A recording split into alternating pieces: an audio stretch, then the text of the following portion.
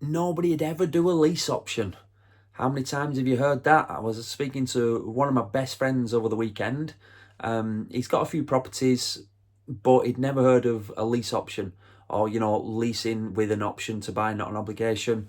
So he was struggling to understand, why would anybody lease out the property? Now he's looking at this from his point of view, that he's trying to sell his house in order to move up. So obviously, why would anybody do a lease option? I remember speaking to my dad about this years ago, because it was very, very old school. He was struggling to understand, why would anybody rent out the house and then for them not to buy it?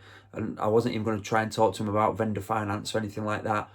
But yeah, if you're ever thinking, why would anybody do a lease option, you've got to remember always, what's in it for me. So what's in it for me as the investor? Yeah, I think we all understand that. But what's in it for me as this person, the vendor? So what's in it for me now? If I'm in a house worth £500,000, £500,000, if I'm in a house worth £500,000 and I want to sell it, and these are the key parts, it's been on the market now 4, 5, 6 months, 7, 8, 9 months. If it's been on the market a year, then I'm getting really, well, personally, I'll be getting fed up. The property's generally reduced over that time period as well. You've then got to think to yourself, now, this is causing a bit of headache for me, the vendor, especially if my partner wants to move on. If I've got a partner and they want to move on, they've found the ideal place, we just need to sell our house in order to get the money to move on to the next one. Now, everybody's situation is different. Of course, everybody's is, but have a look at it from, imagine it was me wanting to sell, to move on. If somebody came up to me and said, right, I'm going to lease your property now, I'm going to pay you £2,000 a month for your 5-bedroom detached house. I'm going to pay you £2,000 a month now for the next 5 years. Obviously, we're going to get an agreement in place. And then at the end of it, I'd like the option to buy it. Now, just make sure you know that I'm not obliged, or they're not obliged to buy it, but they've got the option to buy it if they wish. They've got like first refusal. So think about it now for me that's wanting to move on. I've got somebody now that's thinking they're going to pay me £2,000 a month times 12, that's £24,000 a month. They're going to take it on a full repair and insure lease. I don't need to insure the property. I don't need to pay council tax. If the boiler breaks, they'll fix it. They'll look after the property. That then helped me with my cash flow, so that I can then move on to do whatever it is, I wanted to do on maybe upsize or anything like that. So always look, and I say this to my mentees, sometimes you can get the blinkers on and look forward like that and not really see it from anybody else's point of view, but always take yourself out of the situation.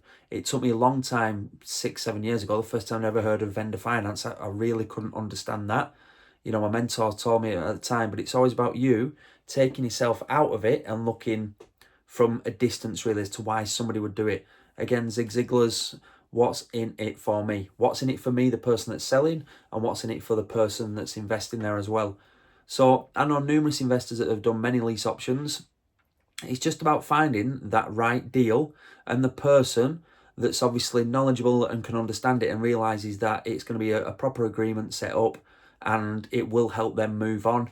And it's always generally about that. I mean, some of our best investments, I think this year was a good one. Property that was on for sale at 160, just a 2-bed terrace. It dropped down to 150. The sale had fallen through twice. We looked at it originally, and then we looked at it exactly a year down the line after 2 sales have fallen through, and we offered £110,000. The estate agent who we purchased off before, I think we got 2 or 3 properties off them, knew that we'd get it over the line. The vendor was happy with that, and then that was it. So that was an amazing deal for us, because that pretty much after refinance, I think we've got about £10,000-11,000 still in it, which is, fantastic for a cash flowing asset, especially just a basic single let. But yeah, always look at it from what's in it for me. That's not my analogy. I'm sure it's Zig Ziglar's. What's in it for me as the vendor? What's in it for you as the investor? If you can put yourself in their position and see it through their eyes, then you're obviously going to understand it a lot more and understand the benefits to them. It allows them to get on with their life. Never underestimate that. If it allows people to take a step further forward, and if it frees up this mental space, people are normally a lot more willing to do it. Again, I wasn't talking about the full ins and outs of lease options here or anything like that, or, it was just more about why would anybody do a lease option? Because when I was speaking to my friend, he'd never heard it, he was struggling, he couldn't get his head around it, so that suggests to me that other people might not know either. But anyway, always educate yourself, always keep learning, and just keep taking steps further forward. Good luck, everybody, and all the best.